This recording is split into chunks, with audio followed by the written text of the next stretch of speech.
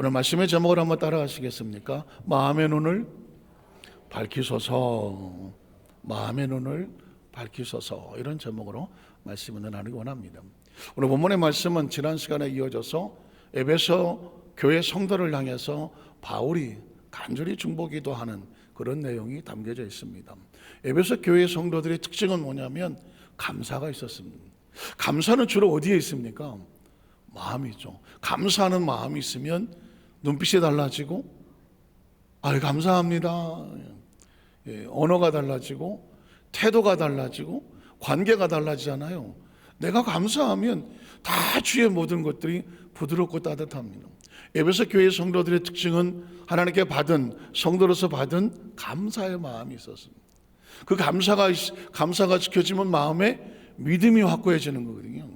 믿음이 언제 흔들리느냐면 감사가 사라질 때, 원망과 불평이 들어오고 불안과 초조가 다가오면 믿음이 흔들리거든요. 믿음을 지키는 아주 중요한 방법은 감사를 마음에 지키는 거죠.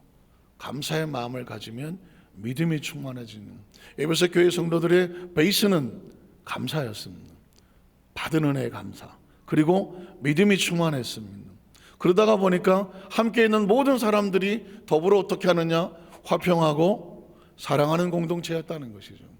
그래서 에베소 교회 요한계시를 보면 첫사랑 그잖아요. 나중에 첫사랑을 네가 잃어버렸다라고 책망하긴 하지만 처음에 에베소 교회 성도들이 칭찬받을 때는 사랑이었습니다. 감사, 믿음, 사랑 같이 연결해 오는 거거든요. 오늘 우리는 여기서 우리 의도수마켓 성도들도, 나라는 존재 자체도 하나님과 관계 속에서 감사, 그래서 단단한 믿음, 그리고 모든 공동체 속에서의 사랑. 계시록에 에베소 교회가 책망을 받았다면 사랑을 잃어버릴 땐 뭘 잃어버리는 거예요? 감사를 잃어버렸겠죠. 그러다 보니까 신뢰도 끊어지고 믿음도 사라지고, 믿음이 사라지니까 어떤 마음이 듭니까? 서로 사랑도 안 되죠. 이러다가 보니까 꼭 무슨 부부간의 얘기 같아요. 처음에 연애할 때 어떤 마음입니까? 서로 만난 게 감사하네. 그래서 그런 편지도 쓰잖아요. 널 만난 건 나에게 행복이야. 너밖에 없어. 얼마나 감사해요. 또 그러잖아요. 나를 만나줘서 고마워. 나를 택해줘서 고마워. 감사로 시작하는 거예요. 연애는 서로 감사하죠. 안 감사한 때 연애하겠어요? 감사하다 보니까 서로 간에 신뢰가 쌓여지게 되고, 그리고 서로 드디어 사랑한다고 말하죠. 처음부터 사랑하는 사람이 있나요? 그래서 뭘 합니까? 결혼하잖아요. 부부간에 결혼하는데 얼마 살다가 보니까 뭐가 사라집니까? 감사가 사라지죠. 부부간에 가장 이 모든 관계가 마찬가지인데, 관계가 금이 가는 거는 감사가 사라질 때예요. 감사가 사라지면 더 이상 상대가 신뢰가 되지 않아요. 믿음이 안 생겨요. 불안하고 의심스럽고 딴 생각을 하게 되고, 그다음에 오늘은 차디차게 식어 있는 자신의 가슴을 생각하죠. 그래갖고는 뭐라고 말하냐면, 부부시간을 두 글자로 말하면 왼수, 네 글자로 말하면, 그런 건 또 어떻게 하셨으니? 평생 왼수 이러고 저 시골에 어떤 할머니가 할아버지를 향하여 거침없이 뱉는, 임자 우리 사이를 뭐라 그래? 왼수. 네 글자로, 천생연분이라고 말해야 되는데 네 글자로 했더니 평생 왼수다. 왜 그랬겠어요? 처음부터 그랬겠어요? 처음에는 감사했고, 그래서 두 사람은 함께 있기를 불안해하지 않았고 신뢰했죠. 그러다 보니까 그 감정을 사랑이라고 생각을 했습니다. 그런데 그 사랑이 식어지는 건 처음부터 사랑이 멀어지진 않아요. 감사가 사라지니까. 어떤 관계도 마찬가지입니다. 감사가 사라지면 하나님과의 관계도 멀어집니다. 감사가 사라지면 믿음이 없어지는 거예요. 믿음이 없는데 무슨 사랑이 있겠습니까? 저 최근에 어떤 이제 글을 하나 읽으면서, 이거는 인간관계에 아주 중요한 거다라고 해서 제가 머릿속에 메모를 하나 해놓은 게 있는데요. 혹시 보신 분이 계실지도 모르겠어요. 이러는 건 어떤 아마 상담학적인 관점에서도 필요하고 인간 소통에도 필요하고 관계에도 필요하고요. 부부 간에도 필요하고요. 부모 자식 간에도 필요하고요. 또 형제 자매, 친척 친지, 아니 우리 공동체 안에 어떤 관계든지 이건 아주 중요한 겁니다. 제가 그림을 준비하지 못했지만 제가 한번 흉내를 내볼게요. 어떤 남자가, 저 밑에는 절벽이에요. 절벽이에요. 그래서 남자가 손을 이렇게 내밀었어요. 그 저 밑에는 한 여성이 있어요. 아마 두 사람은 뭐 부부가 될 수도 있고 뭐 여자친구 남자친구가 될 수도 있겠죠. 남자가 손을 내밀었어요. 저 밑에는 한 여자가 남자의 손을 붙잡고 매달려 있어요. 매달려 있어요. 여자는 이렇게 말합니다. 나 좀 빨리 끌어올려줘. 빨리 올려달란 말이야. 나 여기서 떨어질 것 같대. 이렇게 말하고 합니다. 당연히 그렇게 보이는 거죠. 남자가 당겨 올라오면 올라올 것 같아요. 그런데 남자는 이렇게 말합니다. 그 밑에서 뭐 하고 있어? 빨리 좀 힘써서 올라와. 나 힘들어 죽겠단 말이야. 이렇게 말합니다. 자, 이 두 사람 사이에는 뭐가 없나요? 감사가 없어요. 뭐만 있냐면 요구만 있는 거예요. 요구. 여자는 밑에서 힘들어 죽겠어. 빨리 나 좀 끌어올려줘 합니다. 남자는 위에서 손을 내밀면서 나도 힘들어 죽겠어. 빨리 네가 알아서 올라와. 붙잡아 줄 테니까. 이러고 있습니다. 이 상황만 보면 밑에도 맞고 위에도 맞아요. 그런데 거기에 숨어 있는 것은 뭐냐면 남자가 손을 절벽에서 내리고 있는데 그 등에는 이따만한 바위가 누르고 있어요. 바위가 누르고 있어요. 그래서 거의 지쳐서 쓸 수 있는 마지막 힘을 당해서 밑에 있는 여성을 아내라고 하면 아내를 붙잡고 있는 거예요. 그런데 그 아내는 더 올라가려고 애를 쓰는데 옆에 뱀이 한 마리 이렇게 널렁거리면서 올라오기만 하면 뱀이 물려고 기다리고 있어요. 그러니까 여성은 아무리 자기 힘으로 올라오려고 해도 뱀이 무서워서 올라오지를 못해요. 그러니까 서로에서 원망만 하는 거예요. 나 좀 빨리 올려달라니까. 빨리 올라오라니까. 왜? 여성은 남자의 등을 짓누르고 있는 바위가 보이지 않아요. 저 사람이 왜 이렇게 힘들어하는지를 몰라요. 또 남성은, 남편이라고 할게요. 남편은 부인이 지가 좀 내가 이렇게 힘들어 죽겠는데 좀 내가 이렇게 붙잡아 줄 때 좀 힘을 써서 올라오면 될 것 같은데 왜 힘을 안 써? 라고 부인을 원망합니다. 왜 그럴까요? 부인을 위협하고 있는 절벽 틈새로 나와 있는 뱀의 모습이 보이지 않기 때문이에요. 그러니까 여성 아내는 남편의 등에 지고 있는 무거운 짐이 안 보여요. 남편은 아내를 고통스럽게 하고 찌르고 있고 위협하고 있는 뱀의 모습이 안 보여요. 그냥 왜 저 남편은 나를 좀 더 힘을 써서 나를 빨리 올려주지 않을까? 힘쓰지 않는 남편이 원망스러울 뿐이에요. 남편은 내가 이렇게 죽겠는데 빨리 좀 어떻게 힘써서 올라와봐 하고 저 밑에서 힘을 안 쓰고 있는 부인이 원망스러운 거예요. 이런 관계는 어떻게 될까요? 그대로 두 사람이 나중에 지쳐서 손을 놔버리면 둘 다 관계가 무너지겠죠. 소통이라는 것은 관계 속에서 상대의 아픔과 무거움을 전혀 모르고 지금 내 입장에서 내가 원하는 것만 왜 이렇게 안 해줘? 그러니까 너는 왜 이렇게 안 해줘? 하고 서로 주장만 하다가 보니까 서로 상처 있고 관계가 무너지는 거예요. 그래서 소통과 관계의 가장 중요한 것은 그 사람이 왜 저렇게 힘들어하는지 그 배 위에 지고 있는 짐이 저 무거운 바위 덩어리가 무엇인지를 볼 수 있어야 그래서 지금 저렇게 힘을 못 쓰고 있구나. 남편이라면 내 남편이 저 힘든 가운데도 나를 붙잡아서 살리려고 애를 쓰고 있구나. 그러면 어떤 마음이 들어요? 고마운 마음이 들잖아요. 그리고 반대로 저 아내가 왜 저기서 저렇게 부들부들 떨면서 못 올라가고 자꾸 날더러 힘을 쓰라 그러고 저러고 있지? 가만히 보니까 조금 더 올라오면 노리고 있는 뱀이 보이죠. 부인을 위협하거나 아니면 상처를 주거나 뭔가 힘들어하는 보이지 않는 고통이 있단 말이죠.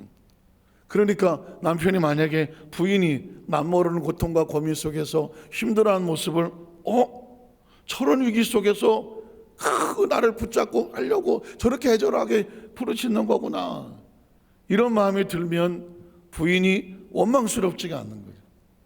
모든 부부관계, 또 부모 자식도 마찬가지일 것 같아요.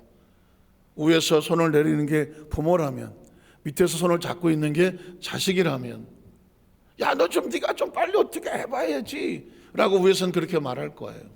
자식은 부모가 알지 못하는 어떤 남모르는 고통과 고민을 말하지는 못하고, 또 부모가 보이지 않으니까 아니 엄마 아빠가, 아니 부모님이 나를 좀 어떻게 하고 서로 보이지 않는, 충분히 할 수 있을 것 같은데 안 해준다라고 서로 마음에 서운함을 가지면 그 관계는 깨져버리는 거죠. 사실 공동체도 마찬가지입니다. 우리 공동체 안에서도 모든 관계들은 가장 먼저 왜 이렇게 안 해줘라는 나의 주장보다는 그 상황 속에서 그 사람이 지고 있는 무거운 바위돌은 뭔가, 또 그 사람은, 상대편은 또 어떤 것 때문에 이렇게 아파하고 힘들어하고 눈물을 흘리고 있는가, 피차 서로 헤아려 볼 수 있어야 그래서 저렇게 힘들어하는구나, 그래서 저렇게 좀 울고 아파하는구나, 이런 마음을 서로 헤아려 줄 때 아유 그랬군요, 그랬어 하면서 관계가 회복이 되어지고 이해가 되어진다는 것이죠. 이게 공동체 안에서는 너무너무 중요한 거예요. 신앙생활 속에서도 마찬가지입니다.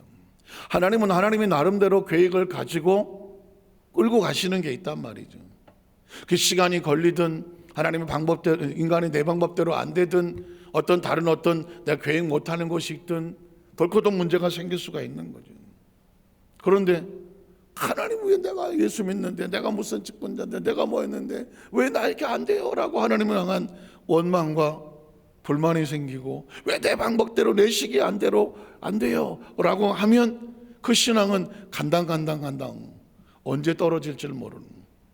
하나님은 그래서 우리 가운데 계속해서 말씀을 통해서, 예배를 통해서 계속 그 상황 속에서 그를 붙들어 올리려고 말씀을 계속 선포하고 예배하고 기도하는 가운데 우리에게 힘을 주시려고 하는데, 그게 제대로 들어오지 아니하면 서운한 마음과 섭섭한 마음과 어떤 그런 무게에 눌리는 마음으로 더 믿음을 붙잡지 아니하면 떨어져 나갈 수밖에 없는 그런 내용의 성경 속에 모습이 많아요. 에베소 교회 성도들이 이렇게 칭찬받았던 교회가 계시록에 가면 왜 이렇게 앞으로 넘어지고 너 첫사랑을 왜 잃어버렸니? 라고 묻는단 말이죠. 나는 첫사랑에 실패했다. 한번 따라, 나는 첫사랑에 왜 실패했을까? 물론 조크지만 어떤 관계든 어떤 관계 속에서 뭔가 내가 실패한 가슴 아픈 관계가 있었다고 하면, 그 무슨 남녀 간의 관계가 아니더라도 동기 간에, 친구 간에, 동료 간에 어떤 상황 속에서 그런 깨어진 관계가 있다고 하면 한번 헤아려 볼 필요가 있죠. 내가 그 사람을 충분히, 그 사람의 등 뒤에 지고 있는 무거운 짐을 헤아려 봤나? 아니면 남 모르게 옆구리에 박혀있는 그 사람의 가시에 아픈 비명의 소리를 내가 관심구려 들어봤나? 이게 오늘 저와 여러분의 삶의 현장 가운데 아주 중요한, 마음을 잘 붙잡고 나가는데 필요한 하나의 원칙과 같으니까 오늘 제 머릿속에도 새겨놓았는데, 우리 손의 머릿속에서도 그 그림을 가슴에 새기셔서 항상 상대를 대할 때에 그런 모습으로 나가서 내 마음도 지키고, 내가 실수하지 않을 거니까, 다시 깨어진 관계를 만들지 않을 거니까, 좋은 관계를 깨트리지 아니할 거니까. 자, 오늘 그런 관점에서 한다면 에베소 1장 18절에 보면 이런 마음이 나옵니다. 마음의 눈을 밝혀라. 바울은 에베소 교회 성도를 향해서 이런 고백을 합니다. 하나님께서 너의 마음의 눈을 밝히사 그의 부르심의 소망이 무엇이며, 또 성도 안에서 그 기업의 영광의 풍성함이 무엇이며 라고 18절에 말합니다. 자, 여기서 가만히 보면 마음의 눈이 뭘까? 인간은 두 가지의 눈을 가지고 있죠. 뭐 몇 개의 눈이 있을 수 있겠지만 육체의 눈과 마음의 눈으로, 또 마음의 눈을 신령한 눈으로 바꾼다고 하면 두 가지 눈이 있습니다. 육체의 눈은 시력과 시각을 가지고 있죠. 시력은 눈이 뭐 몇 점 0이냐 해서 얼마나 볼 수 있느냐, 이걸 시력이라고 하죠. 아이 파워라는 말도 쓰는데, 그러나 시각은 어떤 관점에서 보느냐, 이게 또 육체의 눈이거든요. 그러면 인간은 육체의 눈만 가지고 있지 않아요. 마음의 눈이라는 것이 있습니다. 뭐 심미안 뭐 이렇게 한문을 쓰기도 하지만 성경 속에서 말하는 마음의 눈은 신령한 눈을 말하는 것입니다. 다시 말해서 영적인 눈을 말하는 것이죠. 이게 저 추상적이죠. 육체의 눈과 영적인 눈, 신령한 눈, 이러면 추상적으로 보인단 말이죠. 그런데 제가 차원으로 바꾸면 좀 쉽게 이해가 됩니다. 자, 육체의 눈은 3차원의 우리 육신의 눈을 가지고 있는 그런 눈을 말하는 것이죠. 그럼 마음의 눈이란 뭐냐면 4차원의 신앙의 눈을 가진 하나님의 관점으로 바라보는 눈. 좀 이해가 되십니까? 어떤 상황을 볼 때 내가 내 눈에 보이는 대로 볼 것이냐, 아니면 하나님의 관점으로 바라볼 것이냐, 이게 영적인 눈이요, 4차원의 신앙의 눈이요, 또 다른 말로 말하면 제가 이제 늘 여러분이 강조하는 게 3차원과 육체적인 것은 크로노스라고 말을 하잖아요. 절대적인 시간, 현재 우리 가운데 모든 육체가 당하는 상황, 모두 다 똑같이 보는 거예요. 오늘 여러분 강대에 있는 제가 어떻게 보이세요? 엄청 잘생겼잖아요. 그렇게 안 보입니까? 에이, 반응이 없어서 물이나 할까? 그래서 이걸 뭐라고 말하냐면 찬물 먹고 정신 차려라 뭐 이런. 자, 어쨌든 모든 사람은 인간의 눈에는 거의 대동소이하게 보인단 말이죠. 그러나 이 상황 속을 하나님의 관점으로 바라보면 카이로스라고 하는 건 하나님이 함께하는 시간이거든요. 뒤집어 말하면 하나님이 함께한 하나님의 관점으로 바라보는 것을 말해요. 그래서 제가 지난 금요일 예배에 과거와 현재와 미래를 어떤 관점으로 바라볼 것이냐, 예를 들어서 모세를 말했습니다. 사실은 저는 작심하고 또 구정 명절에 아무 데도 안 가시고 철회에 오셨으니까 제가 제 마음속에 그냥 담아뒀던 선물을 여러분에게 드린다는 마음으로 이제 제가 말씀을 드렸던 거거든요. 왜냐하면 이 관점이 없으면 과거 때문에 울고 현재 때문에 슬퍼하고 미래 때문에 불안해하는 거거든요.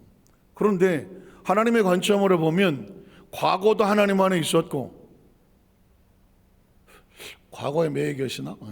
현재도 하나님 안에 있고, 믿으십니까? 우리의 미래도 하나님의 약속 안에 있고, 그러면 크리스찬이 놀랍게 과거와 현재 미래를 이렇게 내려놓고 보게 된다니까. 나의 과거, 나의 현재, 나의 미래, 내 눈으로 보고 내 눈을 보고 내 눈으로 바라보면 내 과거는 아픔과 슬픔 아닌 사람이 어디 있어. 현재 불안하고 뭔가 뭐 그냥 있긴 있지만 이걸 어떻게, 이게 이 현재를 내가 어떻게 해석을 하겠어. 다른 사람하고 비교하고 다른 집 아이들하고 비교하고 뭐 다른 집 뭐 여건하고 비교하고 이러다가 보면 마음이 그렇게 늘 출렁출렁하잖아요. 사람의 마음은요 콘크리트가 아니에요. 그릇에 담아놓은 물과 같아서 찰랑찰랑찰랑 올라갔다 내려갔다 올라갔다 내려갔다 찰랑찰랑 한단 말입니다. 내 마음은 나도 몰라 이게 언제 어떻게 될지. 현재가 그렇다는. 그러면 이런 사람이 미래를 바라보면 어떻게 되겠어요? 미래에 대해서, 인간은 모든 미래에 대해서 불안할 수밖에 없어요. 미래가 불안하다는 겁니다. 지금 요즘 이런 MZ세대라고 해서 젊은 사람들이 결혼을 안 하는 이유, 미래가 불안해서 안 하는 거예요. 자식을 안 낳는 이유, 미래가 걱정돼서 다들 결혼도 안 하고 자식을 안 낳아요. 결혼해서 어떻게 먹고 사냐? 집 한 채를 살려면 우리 같이 옛날 우리 같이 무슨 사과 박스에다가 무슨 총 하나 켜놓고 이런 게 없어 이제는. 뭐 집 한 채 살려면 몇 억 뭐 이러니까 이게 미래가 불안해. 그리고 뭐 아이 낳자 뭐 교육비가 얼마 그런 거 막 하니까 이게 뭐 아예 그냥 아예 그만두자. 아르바이트 해갖고 그냥 외제차나 당장 사고 그러고 다니는 거예요. 현재를 즐기자는 거예요. 미래가 아예 너무 불안하니까 아예라 모르겠다. 현재나 즐기자. 이러고 있는 거거든요. 이걸 뭘로 해석하느냐? 신앙이 아니면 해석이 안 돼요. 저도 마찬가지인데, 저도 과거가 있고 현재가 있고 저의 미래가 있을 거 아닙니까?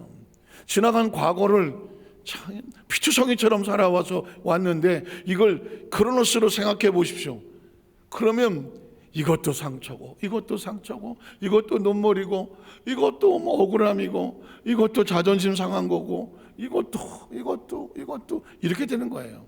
과거의 사연도 많고 눈물도 많고 고난도 많고 광야의 길을 겪었던 사람일수록 인간적인 관점으로 보면 상처투성인 거예요. 그걸 마음의 상처라고 말하고, 제가 지난번도 말했지만 그 상처 입은 사람이 너무 많으니까 그걸 상담으로 어떻게 풀어보겠다고 접근하는 것이 이너 힐링이라고 말하는 내적 치유라는 거예요. 겉으로 어디 아픈 게 아니에요. 마음이 아픈 거예요. 그 마음은 다 과거에 당한 상처 때문에 현재 아프다는 겁니다. 수십 년 전의 사건인데 지금도 가슴에 선짓선짓한 거는 지나간 과거의 상처가 현재 내 마음에 가시로 남아있기 때문입니다. 그 지나간 상처를 뭘로 회복을 해요? 방법은 하나님의 관점으로 바라볼 때 이것도 감사하고 이것도 감사하고 이것도 감사하고, 그래서 감사가 모여서 지금 여기 있는 거예요. 그 감사로 인하여 지금 현재 있어야 현재가 감사해요. 과거가 불행하면 현재도 불행해요. 현재가 불행하면 미래의 행복이 있겠습니까? 없어요. 그러나 과거에 지나간 모든 골짜기 고비마다 하나님의 은혜예요.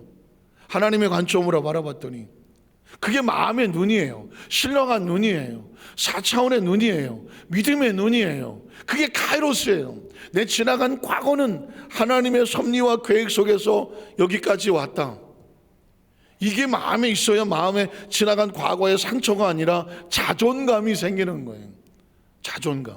그래야 현재 속에서도 당당하고 어디 가도 뭐 지나간 과거가 하나님의 은혜인데 지금 내가 뭐 남들보다 뭐 어쩌고 저쩌고 비교해서 절대적인 어떤 다른 사람의 관점에 볼 때 그렇게 뭐 내려놓을 게 없다고 해도 과거가 단단한데 뭐 그러면 지금 현재도 단단할 수밖에 없는 거예요. 지나간 과거를 끌고 오신 하나님께서 여기까지 도우셨고 지금도 나와 함께 하시고, 그래서 어떻게 나의 미래는 하나님이 예비하신다. 그 야훼 이래잖아요. 에베네셀의 하나님, 임마누엘의 하나님, 야훼 일의 하나님. 그래서 그리스도인과 넌 끝의 차이는 뭐냐? 크로노스로 바라보는 사람은 과거도 아픔이고 현재도 아픔이고 미래도 불안해요. 현대인의 90%가 우울증이야. 현대에 살아가는 90% 이상이 다 우울증이에요. 우울증이 어디서 와요? 대부분 뭐 이렇게 멀쩡한 것 같아도 뭐 우울증을 앓고 있거나 아니면은 약간 상태 이상하기 직전에 경계선상에 있거나 이러는 거예요. 그러니까 다 마음 아프다, 뭐 우울하다, 뭐 아무 이상이 없는데 뭐 온몸이 이상하다, 이게 다 마음에서 오는 거거든요. 그러니까 이거는 신앙이 아니면 인간의 존재 자체는 과거가 치유되지 아니하면 현재가 평안하지 아니하고 현재 마음에 기쁨을 소유하지 않으면 미래가 불안할 수밖에 없는 거예요. 여기서 말하는 마음의 눈을 밝혀달라, 그 얘기는 뭐냐면 마음의 눈은 신령한 눈이고 카이로스적인 하나님의 함께하는 관점이니, 그러고 나면 그가 누구예요? 예수 그리스도거든요. 그의 부르심의 소망 다 4차원이에요. 예수 그리스도도 4차원, 신령한 카이로스, 부르심, 예수님이 우리를 부르셨으니 구원의 백성으로 부르셨으니 그 부르심도 4차원, 그리고 그 안에서 얻어지는 소망도 4차원이죠. 이 카이로스란 말이죠. 그러니까 하나님이 나를 부르시고 그 안에 가지고 있는 소망이 무엇인지를 어떻게 알아? 내가 신령한 눈이 열어져서, 그럼 눈이 뭐 이렇게 확 까지집는 게 아니라 하나님의 관점으로 보여지니까, 카이로스적인 관점으로 보아지니까, 오, 그리스도는 나를 부르신 과거잖아요. 나를 부르셔서 여기까지 오신 과거, 그리고 현재 내가 이 말을 듣고 있으니 현재 나는 하나님의 은혜 알 수 있으며, 소망은 뭐예요? 미래잖아요. 그 안에 내가 소망을 갖는 게 아니라 하나님이 나를 부르셨고 나에 대한 하나님의 소망이 기다리고 있는 거예요. 이해가 되세요? 내 눈으로는 아무리 봐도 안 보여. 내 과거와 현재 내 능력으로 봐서는 아무것도 안 보여. 그냥 흐릿하게 보여. 그런데 나를 부르신 그리스도 안에서 나를 향한 하나님의 소망이 무엇인지요. 이해가 되세요? 하나님의 소망이 무엇인지 뭐하면 마음의 눈을 밝혀주면, 가르치긴 관점에서, 하나님의 관점에서 보면, 볼 수 있으면, 그래서 그 다음 절을 보면 성도 안에서 자, 이건 크리스찬 안에서 하는 거예요. 그 크리스찬은 4차원이죠. 하나님의 사람들이고요. 우리 안에서, 세상의 이야기가 아니에요. 세상은 해당이 안 되는 이야기예요. 자, 성도 안에서, 그리스도 안에서. 그러니까 이 말은 사실상 영어로 말하면 맨 뒤에 가야 되는 거예요. 자, 성도 안에서 해놓고 그 기업의 영광, 그는 주제가 예수 그리스도예요. 예수 그리스도, 하나님의 나라, 기업이 누구예요? 저와 여러분이 기업이라고 말했어요.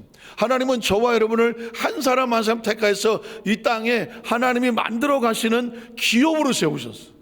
기업으로. 처음엔 제가 그게 이해가 안 됐어요.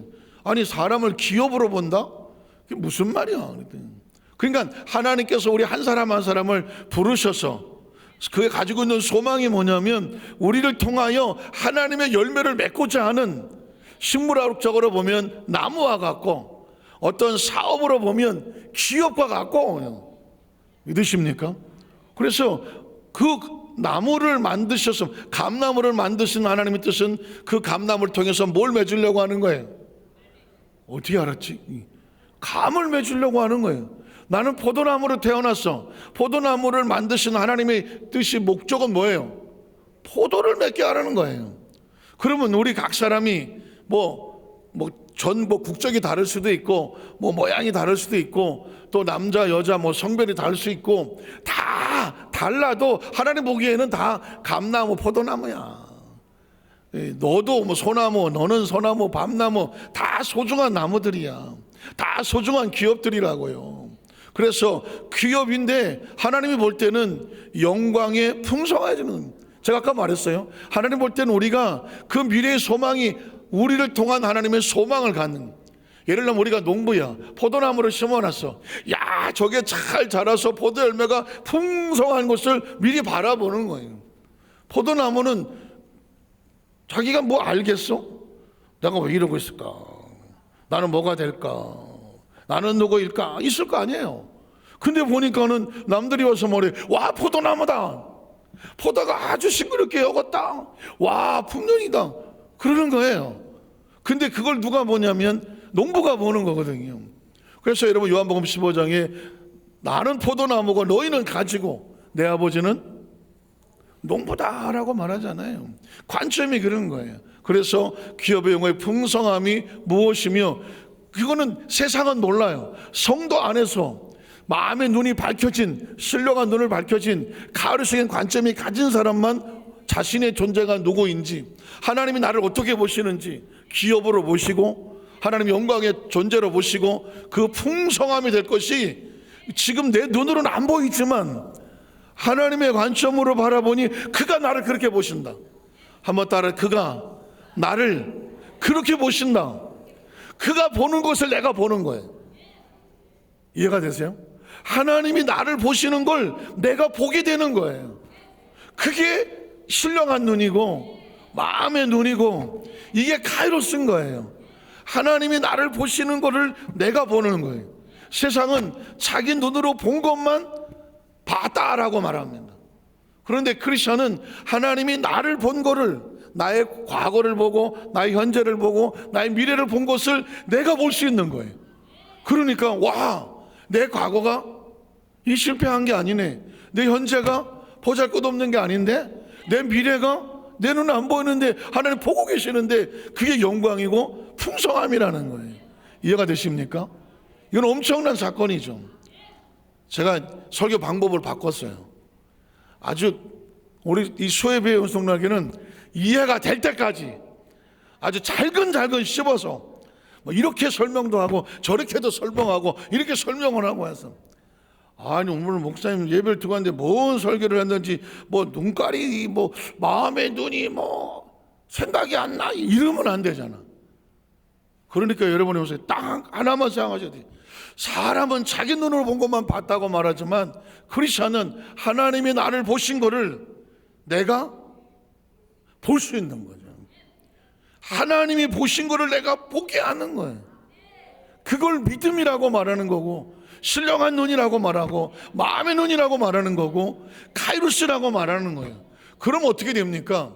다른 사람들은 보이지 않지만 내가 하나님이 보신 걸 보고 나니까 이건 뭐 가슴이 설레는 거죠. 당당한 거죠. 자신 있는 거죠. 자신 있는 거예요. 그럼 그 다음 주에 뭐라고 말하는지 한번 가보고 싶지 않아요? 그의 힘의 위력으로 역사하심을 따라.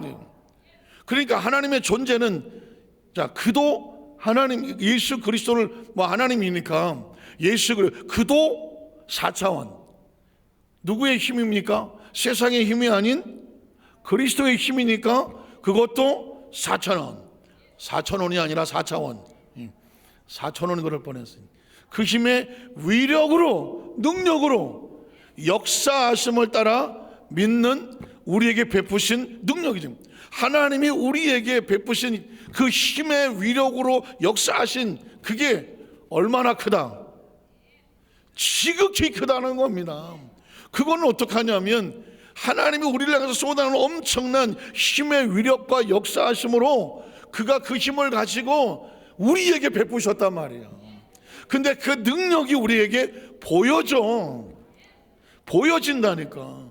그러니까 하나님이 나를 향해서 엄청난 위력과 역사하심으로 능력을 베풀어 주신 것이 지극히 크니까 그걸 볼 수 있으면 뭐가 돼? 힘이 생기고 용기가 생기고 자신감이 생기고 내가 그런 하나님의 사랑을 받는 존재고 능력의 베푸심을 받는 존재고, 그러니 나는 부족하고 연약해 보인다고 할지라도 나는 내 힘으로 살아가지 아니하고 나를 향하여 베푸시는 그의 힘의 위력에 역사하신 그 능력으로 살아갑니다.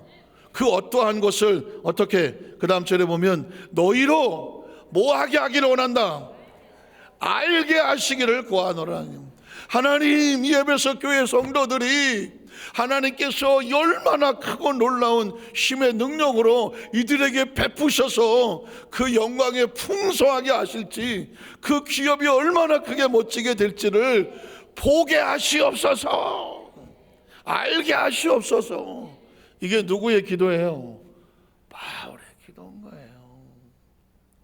오늘 성령님께서 말씀을 통해 우리에게 역사하실 때 우리를 향한 성령님의 기도고, 적어도 여의도 순복음 안산교회 전 세계에서, 난 맨날 그래, 다른 교회는 잘 몰라, 우리 교회 성도들은 남이 보지 못하는 것을 볼 수 있는 성도다.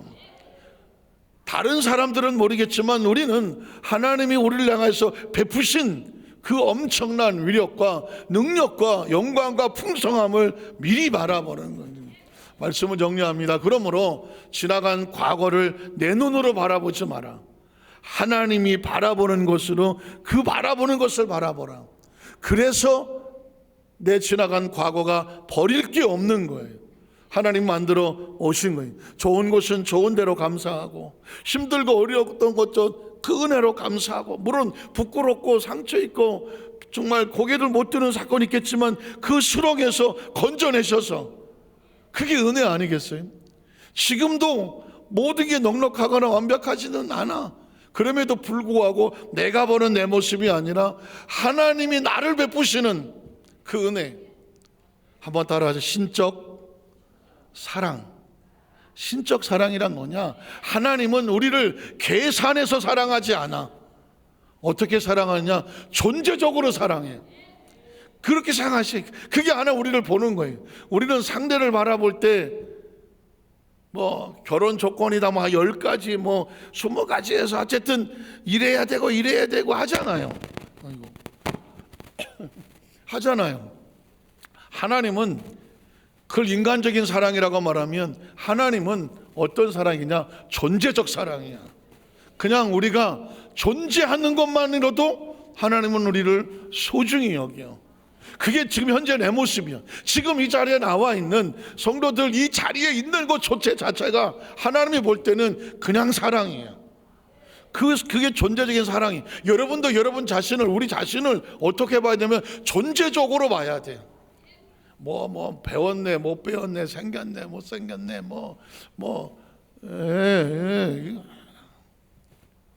이건 뭐예요? 뚱뚱하네, 안 뚱뚱하네. 어제 어떤 분이 날더러 배가 나왔다고 그러는데, 가만히 생각하니까 밥 한 끼도 안 사준 사람이 배가 나왔네. 남 속사 정도 모르고. 제가 지금 한 달 동안 운동을 못 하고 있어요. 그러니까 매일 하루에 2시간씩 운동을 해야 이게 막 그러고 살던 사람이 한 달을 지금 운동을 못 했어요. 그러니까 제가 막 얼마나 몸이 지금 뒤틀고 그러고 싶었어요. 하겠어요, 지금. 어디 우리에 가다 놓은 것처럼 하겠어요. 그러니까는 저는 운동을 안 하면 살이 붙어요. 그러니까 죽자사자 운동을 살려고 운동하는 거거든요. 그래서 제가 이제 조금 상태가 괜찮아지면 이제 다시 운동해야죠 그러는데 배가 나왔다 그래서 제가 그랬어요. 근육이다. 물론 조금다마는 어쨌든 간에 존재적으로 우리 모습을 그대로 바라보시고 절대 마음에 상처가 가지면 안 돼요. 마음에 누구는 어쩌저쩌네 하지 마세요. 우울하고 슬프고 그럴 필요 없어요. 하나님은 있는 모습 존재적으로.